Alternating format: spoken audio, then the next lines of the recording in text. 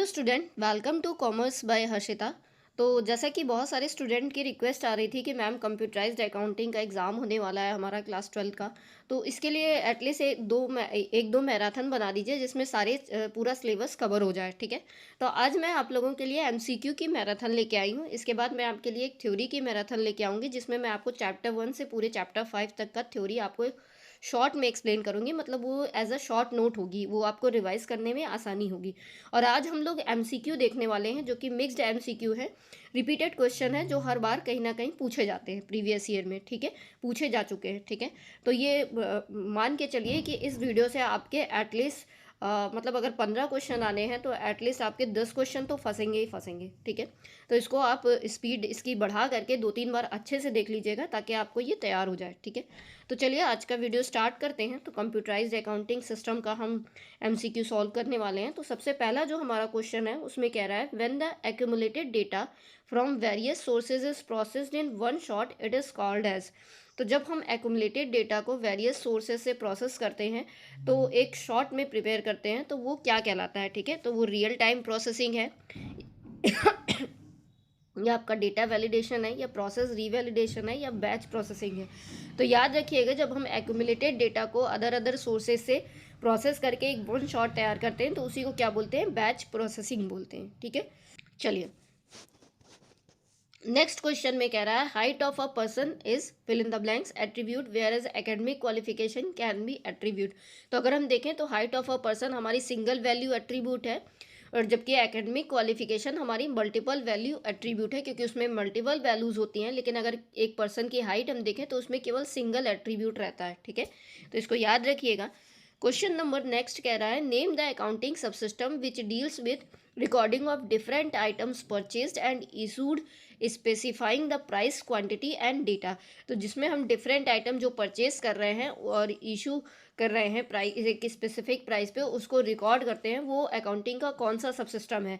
तो सीधी सी बात है, अगर हम परचेज कर रहे हैं गुड्स का तो उसका इन्वेंट्री सब सिस्टम होगा। ठीक है, क्योंकि गुड्स की बात या परचेज की बात हम इन्वेंट्री में करते हैं, तो यहाँ पर हमारा आंसर क्या हो जाएगा, इन्वेंट्री सब सिस्टम हो जाएगा। ठीक है, जब भी हम गुड्स के परचेज की बात करेंगे। नेक्स्ट क्वेश्चन कह रहा है match the movement of mouse with the key stroke. तो वन सेल अप जाना है तो उसके लिए अप एरो की हमें प्रेस करनी पड़ेगी। वन सेल राइट जाना है तो राइट एरो की प्रेस करनी पड़ेगी। ठीक है, तो इसका आंसर ये हो जाएगा, फर्स्ट का आपका बी हो जाएगा और आपका सेकंड का डी हो जाएगा। ठीक है, फर्स्ट का बी सेकंड का डी, यानी बी ऑप्शन हमारा सही हो जाएगा। चलिए नेक्स्ट कह रहा है the computerised accounting system refers to. तो क्या ये बैलेंस शीट को प्रिंट करना और प्रॉफिट लॉस निकालना कहलाता है कंप्यूटराइज्ड अकाउंटिंग सिस्टम, या फिर processing of accounting transaction through computer and produce records and report.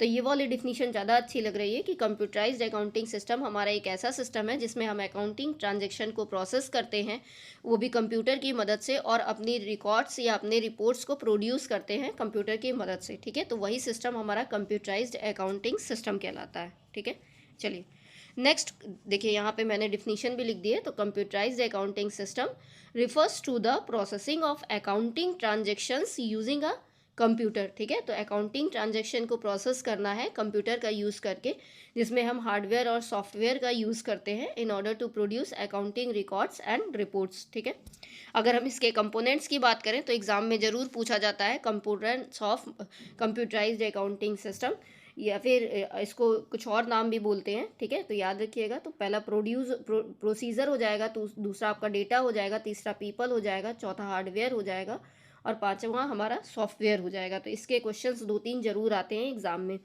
तो प्रोसीजर मतलब कि जो हम प्रोसेस कर रहे हैं या सीक्वेंस में जो स्टेप फॉलो कर रहे हैं वही हमारा प्रोसीजर हो गया। डेटा हमारा रॉ डेटा हो गया जो कि एक बिजनेस एप्लीकेशन का होता है।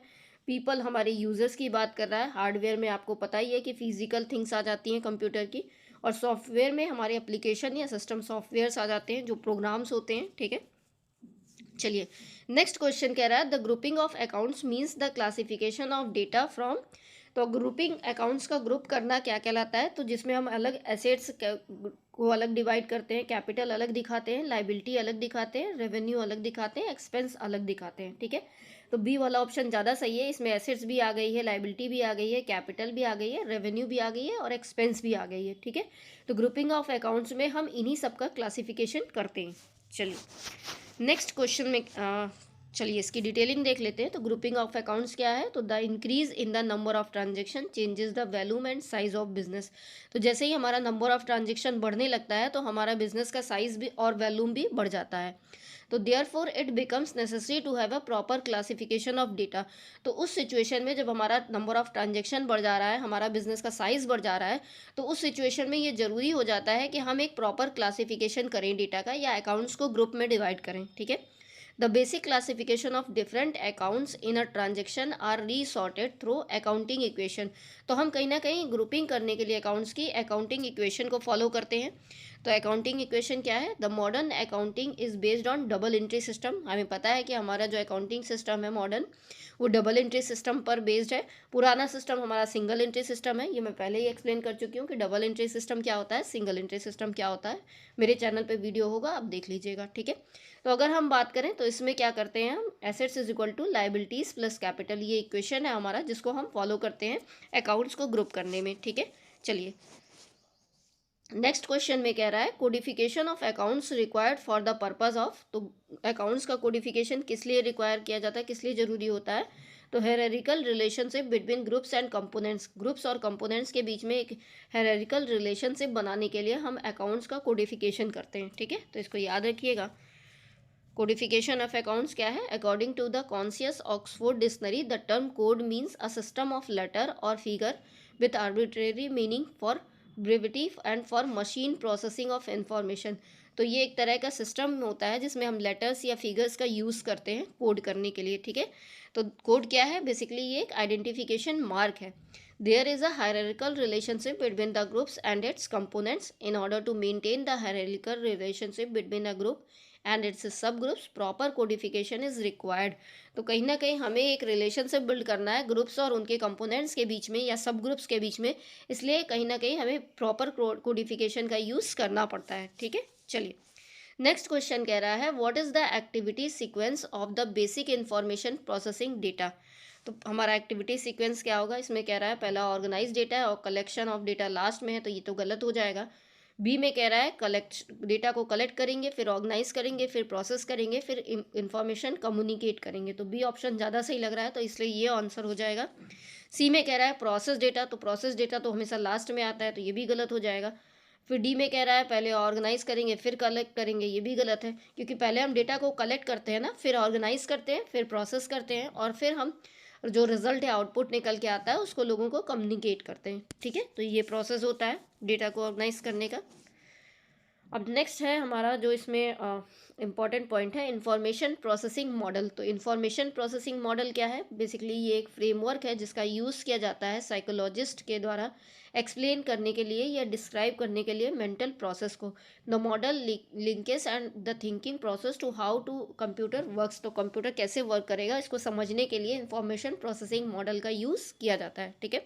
तो मैं हर एक क्वेश्चन के साथ कुछ ना कुछ इंपॉर्टेंट पॉइंट आपके लिए लाई हूँ ताकि आपके एक क्वेश्चन सॉल्व करने से कई सारे कॉन्सेप्ट क्लियर हो जाएं। ठीक है। तो देखें the brain like a computer is thought to operate in a predetermined order, receive input, process the information and gives an output. तो कंप्यूटर का ब्रेन कैसे काम करता है, पहले हम उसको इनपुट रिसीव कराते हैं, फिर इंफॉर्मेशन को वो प्रोसेस करता है और फिर वो हमें रिजल्ट या आउटपुट देता है। ठीक है। चलिए नेक्स्ट क्वेश्चन की अगर हम बात करें तो इसमें कह रहा है N accounting information system process the financial transaction and events based on. तो किस पे बेस्ड होता है, गवर्निंग प्रिंसिपल पे बेस्ड होता है कि मैनेजमेंट प्रिंसिपल पे बेस्ड होता है कि गैप पे बेस्ड होता है कि ऑडिटिंग प्रिंसिपल पे बेस्ड होता है। तो हमें पता है हमारा जो भी अकाउंटिंग का सिस्टम है वो हमारे गैप पे बेस्ड होता है, जिसे हम फुल फॉर्म क्या है इसका, जनरली एक्सेप्टेड अकाउंटिंग प्रिंसिपल्स, जिसमें भाई कई सारे प्रिंसिपल्स अकाउंटिंग के हम पढ़ते हैं, जैसे बिजनेस एंटिटी कॉन्सेप्ट है, मनी मेजरमेंट कॉन्सेप्ट है, गोइंग कंसर्न कॉन्सेप्ट है। तो ये सारी चीज़ें हमारे गैप्स में डिज़ाइन होती है जिनके बेस पे हम अकाउंटिंग करते हैं। ठीक है। चलिए नेक्स्ट क्वेश्चन हम देखते हैं। नेक्स्ट क्वेश्चन फिर एक्सप्लेनेशन पहले देख लेते हैं। A computerised accounting system is an accounting information system. तो हमारा कंप्यूटराइज्ड अकाउंटिंग सिस्टम एक ऐसा अकाउंटिंग इंफॉर्मेशन सिस्टम है जो कि फाइनेंशियल ट्रांजेक्शन्स और इवेंट्स को प्रोसेस करता है, वो भी किस पे based, generally accepted accounting principles to produce reports as per user requirement. Even accounting system manual और कंप्यूटराइजिंग हैज़ टू एस्पेक्ट्स। तो हमारा चाहे मैनुअल अकाउंटिंग हो चाहे कंप्यूटराइज्ड अकाउंटिंग हो, दोनों के अलग अलग एस्पेक्ट होते हैं, लेकिन दोनों कहीं ना कहीं गैप्स को ही फॉलो करते हैं। ठीक है, हम गैप्स के बियॉन्ड नहीं जा सकते। चलिए नेक्स्ट क्वेश्चन कह रहा है where are amounts owned by customers for credit purchase found. तो क्रेडिट परचेज किया गया है तो इसका अमाउंट जो कस्टमर ओन कर रहा है ये कहाँ फाउंड होगा, तो अकाउंट रिसीवेबल में होगा या जनरल में होगा या सेल्स जनरल में होगा। तो याद रखिएगा इसका आंसर हो जाएगा अकाउंट्स रिसीवेबल सब्सिडरी लेजर। तो अकाउंट्स रिसीवेबल सब्सिडरी लेजर में जब परचेज किया जाएगा और अमाउंट जो रिसीव होगा वो दिखाया जाएगा। ठीक है, चलिए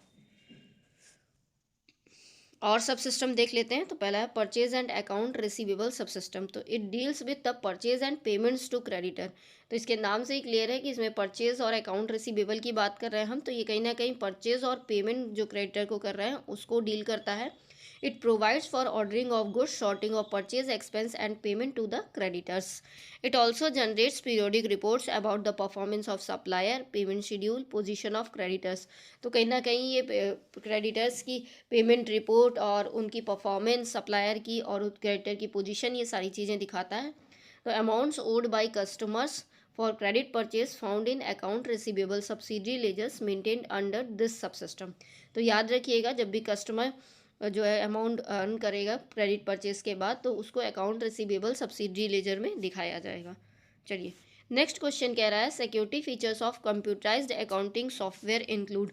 तो इसमें पासवर्ड सिक्योरिटी भी आता है, डेटा ऑडिट भी आता है और डेटा वर्ल्ट आता है। हमने 3 तरह के सिक्योरिटी फीचर्स देखे हैं कंप्यूटराइज्ड अकाउंटिंग सिस्टम के, तीनों यहाँ पे दिए हुए हैं, तो इसलिए हमारा answer all of the above हो जाएगा। अब चलिए डिटेल में समझ लेते हैं सिक्योरिटी फीचर्स को। तो every accounting software ensures data security. जितने भी अकाउंटिंग सॉफ्टवेयर है उसमें डेटा सिक्योरिटी, सेफ्टी और कॉन्फिडेंशियलिटी की बात की जा रही है। क्यों? क्योंकि सीधी सी बात है, हम अकाउंट्स को मैनेज करने जा रहे हैं तो हमारे डेटा सिक्योर होना चाहिए, सेफ्टी होनी चाहिए, तभी तो हम उसका यूज़ करेंगे कंप्यूटराइज अकाउंटिंग सॉफ्टवेयर का। अदरवाइज हम मैनुअल अकाउंटिंग नहीं कर लेंगे। ठीक है, चलिए तो इसमें पासवर्ड सिक्योरिटी होती है, डेटा ऑडिट होता है और डेटा वॉल्ट होता है। ठीक है, चलिए क्वेश्चन नंबर 2 में कह रहा है what is not an advantage of computerised accounting system. तो उसका एडवांटेज क्या नहीं है? हाई स्पीड तो होती ही है, हाई रिलायबिलिटी भी होती है, रिड्यूस ट्रेनिंग कॉस्ट ये नहीं होती है, ये तो लिमिटेशन है। ठीक है, तो कहीं ना कहीं हमारा सी आंसर हो जाएगा। चलिए नेक्स्ट में कह रहा है which of the following format you can decide to apply or not in auto format dialog box. तो कौन सा फॉर्मेट है जो हम ऑटो फॉर्मेट डायलॉग बॉक्स में नहीं यूज़ करते या अप्लाई करते? पहला है नंबर फॉर्मेट, पहला सेकेंड है बॉर्डर फॉर्मेट, तीसरा है फंड फॉर्मेट। तो अगर हम बात करें तो हमारा जो ऑटो फॉर्मेट ऑप्शन है एक्सेल में इज़ अ यूनिक वे, ये एक तरह का यूनिक तरीका है जिससे हम डेटा की फॉर्मेटिंग क्विकली कर लेते हैं। ठीक है, तो the first step is we need to select the entire data. पहला स्टेप है हम अपने डेटा को सेलेक्ट करते हैं और फिर फॉर्मेट वाले ऑप्शन पे जाते हैं। The second step we need to click on auto format, auto format वाले ऑप्शन पे जाते हैं और फिर हम फॉर्मेटिंग का यूज़ करते हैं, डिफरेंट ऑप्शंस से अपने डेटा की फॉर्मेटिंग करते हैं। ठीक है, तो वही ऑप्शन हमारा ऑटो फॉर्मेट का कहलाता है। तो ऑटो फॉर्मेट डायलॉग बॉक्स में क्या क्या होता है, ये सारी चीज़ें होती हैं। ठीक है, number, fund, border, pattern, alignment, weight, height, ये सारी चीज़ें होती हैं। तो कहीं ना कहीं यहाँ पे हमारा नंबर, बॉर्डर, फंड तीनों ऑप्शन आ जाएगा, तो answer all of the above हो जाएगा। ठीक है, यहाँ पे क्वेश्चन में कुछ मिस्टेक है, यहाँ पे नॉट हटेगा। ठीक है, नॉट नहीं रहेगा। तो क्वेश्चन क्या है, which of the following format you can decide to apply in auto format dialog box. तो yes, all of the above हम अप्लाई करते हैं। ठीक है, तो आंसर ये हो जाएगा। चलिए क्वेश्चन नंबर 2 में कह रहा है how can you remove borders applied in cells. Cells में अगर बॉर्डर है तो उसको कैसे रिमूव करेंगे? तो उसको हम चूज़ नन और on border tab of format cell. तो फॉर्मेट सेल के बॉर्डर टैब पे जाके नन कर देंगे, या फिर open the list of border tools in format cell tool bar, then choose first tool. तो फर्स्ट टूल को यूज़ कर लेंगे तब भी हमारे बॉर्डर हट जाएंगे। तो यहाँ पर बोथ एबव ऑप्शन हो जाएगा, ए और बी दोनों तरीका है बॉर्डर हटाने का। ठीक है, तो आंसर सी हो जाएगा। चलिए तो सोल्यूशन भी दिया है, on the home tab in the front group click the arrow next to the border buttons and then click no border button. तो नो बॉर्डर बटन को कर देंगे तो ये हट जाएगा। ठीक है, या फिर हम बॉर्डर एरो पे जाके इरेज बॉर्डर वाले को ऑप्शन को सेलेक्ट कर लेंगे तब भी हमारा बॉर्डर इरेज हो जाएगा। ठीक है, चलिए क्वेश्चन नंबर 3 में कह रहा है you can activate a cell by, cell को कैसे एक्टिवेट करेंगे, टैब की को प्रेस करके, सेल को क्लिक करके या एरो की को प्रेस करके हम अपनी सेल को एक्टिव कर सकते हैं। ठीक है, चलिए तो a cell can be ready to activate by any of the above method, pressing the tab key or clicking the cell or pressing the arrow key. तो तीनों मेथड से हम अपनी सेल को एक्टिव कर सकते हैं। ठीक है, चलिए तो अब हम धीरे धीरे एक्सेल के क्वेश्चन कर रहे हैं। ठीक है, क्वेश्चन नंबर 4 कह रहा है you can set page border in Excel from, हम अपने एक्सेल में पेज बॉर्डर को कैसे सेट कर सकते हैं। तो you can not set page border in Excel, हम एक्सेल में पेज बॉर्डर नहीं सेट कर सकते, ये केवल हम वर्ड में कर सकते हैं। ठीक है, एक्सेल में पेज बॉर्डर नहीं सेट किया जा सकता है, इसको याद रखिएगा। चलिए लिखा भी है there is no option to set page border in Excel. How do you insert a row को कैसे इंसर्ट करेंगे, right click the row heading where you want to insert the new row and select insert from the shortcut menu. तो row को insert करने के लिए हमें right click करना पड़ता है रो हेडिंग पे, और वहीं से जा करके हम अपने इंसर्ट वाले ऑप्शन को क्लिक करेंगे न्यू रो पे, तो न्यू रो इंसर्ट हो जाएगी। तो ए ऑप्शन सही हो जाएगा।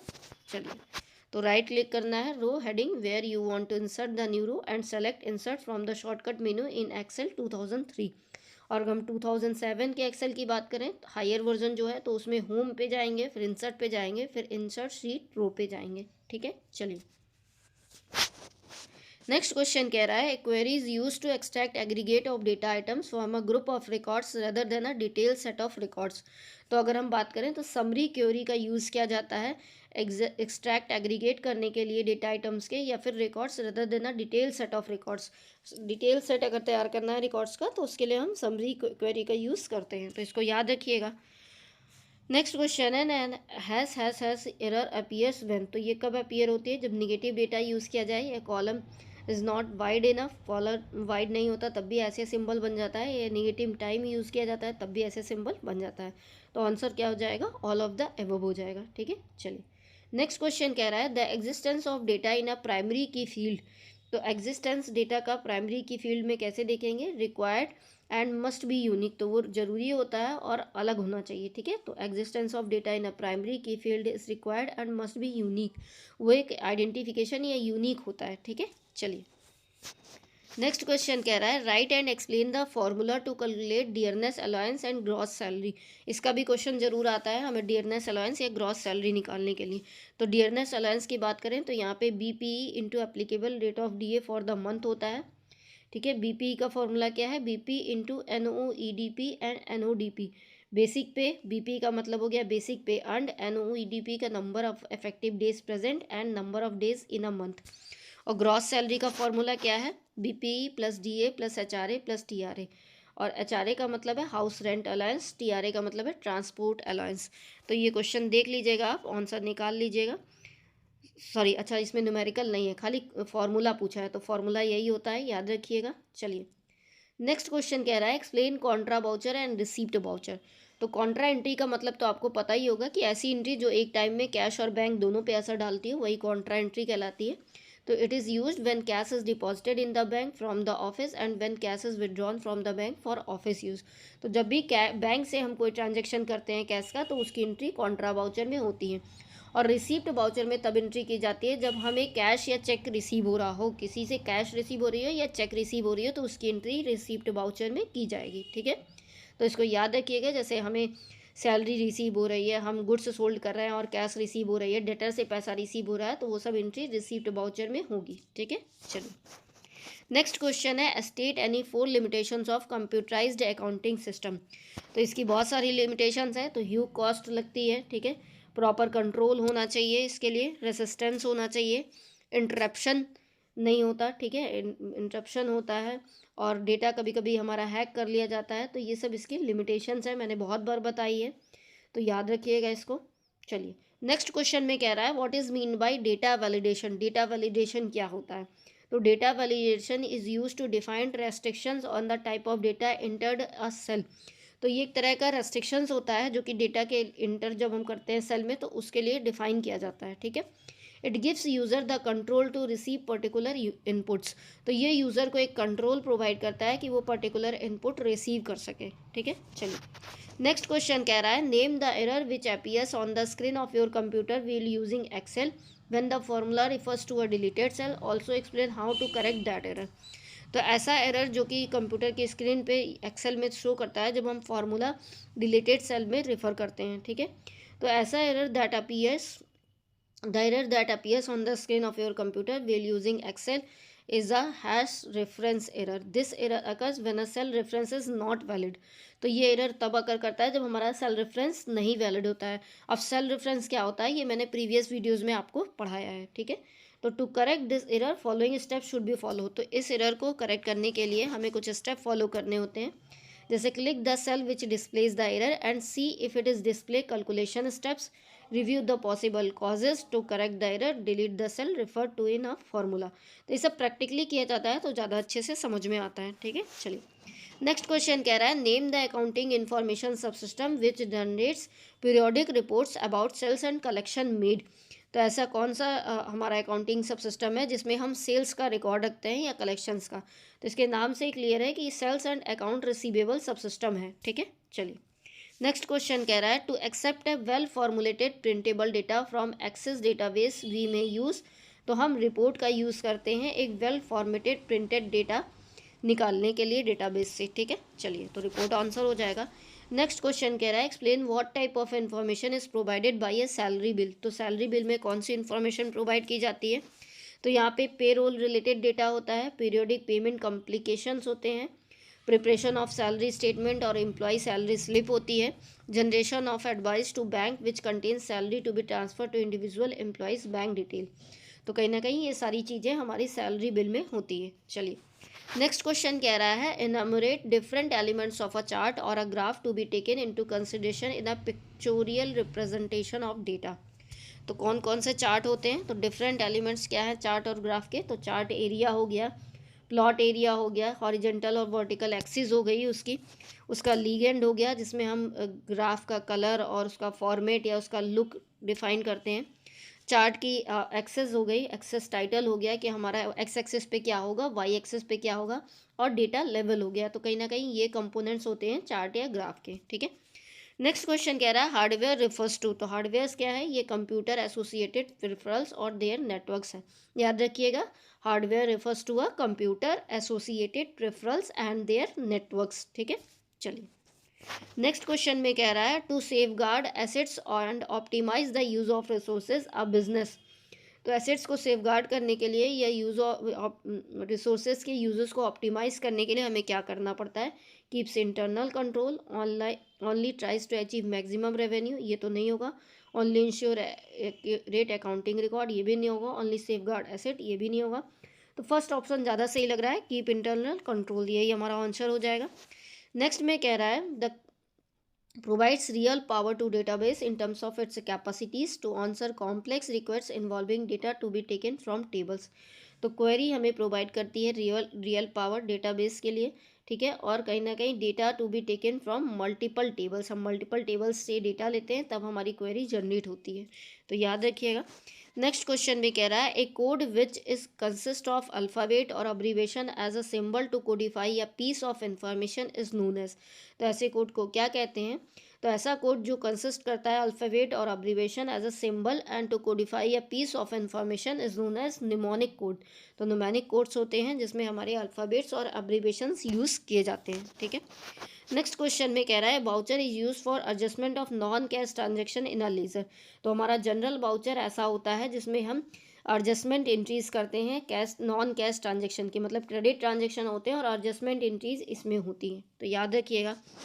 नेक्स्ट है list the various attributes of a पे रोल डेटाबेस। तो पे रोल डेटाबेस में क्या क्या चीज़ें होती हैं, तो सीधी सी बात है, इसमें एम्प्लॉय की डिटेल होगी, वर्किंग आवर होगा, सैलरी और वेजेस होगी, टाइम ऑफ हो गया, पेरोल टैक्सेस हो गया, और ग्रॉस और नेट सैलरी हो गई, ये सारी चीज़ें होती हैं। नेक्स्ट क्वेश्चन में कह रहा है explain any 4 advantages expected by the user for paying high price of chosen server database. तो 4 एडवांटेज क्या क्या है डेटाबेस चूज़ करने के, तो स्केलेबिलिटी होती है, server database can store a large amount of data, क्योंकि ये लार्ज अमाउंट ऑफ डेटा को स्टोर कर सकता है तो हम कह सकते हैं इसमें स्केलेबिलिटी होती है। इसकी परफॉर्मेंस अच्छी होती है। Server database highly efficient to handle complex query and large scale data, क्योंकि ये कॉम्प्लेक्स क्यूरी और लार्ज स्केल डेटा को अच्छे से इफ़िशियंटली वर्क कर सकता है इसमें, इसीलिए इसकी परफॉर्मेंस भी अच्छी होती है, सिक्योरिटी भी अच्छी होती है और ये फ्लेक्सिबल भी होता है। तो याद रखिएगा इसके एडवांटेजेस। नेक्स्ट क्वेश्चन कह रहा है a composite attribute can be divided into smaller sub parts but a simple attribute can not be further sub divided. तो याद रखिएगा कंपोजिट एट्रीब्यूट क्या करते हैं, वो स्मॉलर सब पार्ट्स को डिवाइड करते हैं, लेकिन जो हमारे सिंपल एट्रीब्यूट होते हैं वो फर्दर सब डिवाइड नहीं होते हैं। तो याद रखिएगा। नेक्स्ट क्वेश्चन में कह रहा है match the movement of mouse with the key stroke. ये रिपीट हुआ है। लेफ्ट एरो की के लिए हमें लेफ्ट बटन को प्रेस करना होगा, राइट एरो की के लिए राइट को, और अप के लिए अप को, डाउन के लिए डाउन को। चलिए नेक्स्ट क्वेश्चन में कह रहा है पैरामीटर क्वेरी के बारे में। तो parameter query promotes the user to enter parameters or criteria through an input box for selecting a set of records with different criteria. तो पैरामीटर क्वेरी हमें प्रमोट करती है कि हम पैरामीटर सेट करते हैं और क्राइटेरिया डिसाइड करते हैं इनपुट बॉक्स करने के लिए। ठीक है, चलिए नेक्स्ट क्वेश्चन में कह रहा है rows are referred by a alpha character and columns are numerically number from top to bottom. बिल्कुल गलत बोल रहा है, जबकि रोज़ हमारी नंबर्स के फॉर्म में होती है और करेक्टर्स हमारे जो वो होते हैं कॉलम्स होते हैं वो अल्फ़ा के फॉर्म में होते हैं। ठीक है, चलिए नेक्स्ट क्वेश्चन कह रहा है state any 3 features of good accounting software. तो उसकी परफॉर्मेंस अच्छी होगी, डेटा को मैनेज कर पाएगा, पेरोल को मैनेज कर पाएगा। ठीक है, चलिए नेक्स्ट क्वेश्चन कह रहा है name the function of Excel which converts numeric value to do test in a specific number of format. तो ऐसा फंक्शन एक्सेल का जो कन्वर्ट करता है numeric value to test in a specific number of format is known as text. उसी को हम text कहते हैं।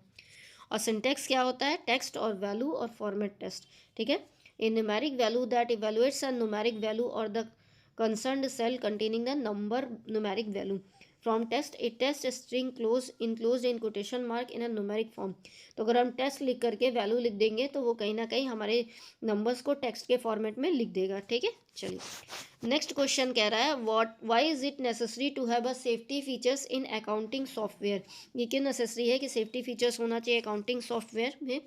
It is necessary to have safety features in accounting software to ensure the secrecy and integrity of accounting data, क्योंकि हमारा accounting data secret होता है और उसमें इंटीग्रेशन होना चाहिए, सिक्योर होना चाहिए, इसलिए सेफ्टी फीचर्स ज़रूरी है। ठीक है, तो अगर हम सच टूल्स की बात करें तो पासवर्ड सिक्योरिटी और डेटा वर्ल्ड की फैसिलिटी ये हमें प्रोवाइड करता है। चलिए नेक्स्ट क्वेश्चन देखें। तो what is meant by hash divide oblique o error state the reason for the error. ये रीज़न क्या, ये एरर क्यों शो करती है, तो इस एरर का मतलब होता है एरर अगर due to dividing any number by zero. जब हम किसी नंबर को जीरो से डिवाइड करते हैं तो ये वाली एरर शो करती है। ठीक है, there can be 2 reason, 2 reason है इसके। When a formula is enter that contains explicit division by zero. जब हम 5 डिवाइड बाई जीरो करेंगे तो इसलिए ये दिखाएगा।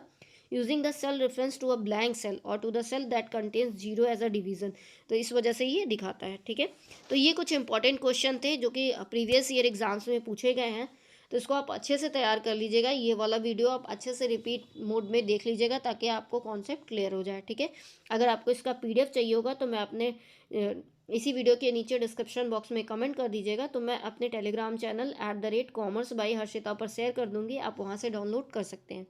चलिए वीडियो को ज़्यादा से ज़्यादा शेयर करिएगा ताकि ज़्यादा से ज़्यादा स्टूडेंट बेनिफिट उठा सकें। चैनल को सब्सक्राइब कर दीजिएगा आगे की और वीडियोज़ देखने के लिए। Thanks for watching.